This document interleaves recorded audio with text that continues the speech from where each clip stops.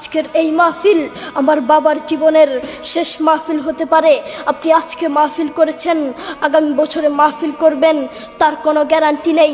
হয়তো মাইক থাকবে, হয়তো মাহফিলের প্যান্ডেল থাকবে, হয়তো আপনি থাকবেন না, আপনার খোঁজ পাওয়া যাবে না, ঠিক কি না?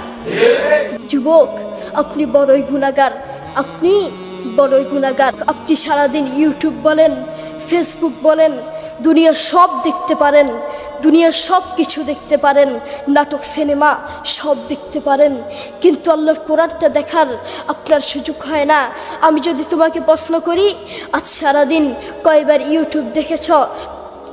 তুমি বলবে কয়েক হাজার বার। আমি যদি তোমাকে প্রশ্ন করি, আজ সারাদিন কয়বার ফেসবুক দেখেছ? তুমি বলবে কয়েক হাজার বার।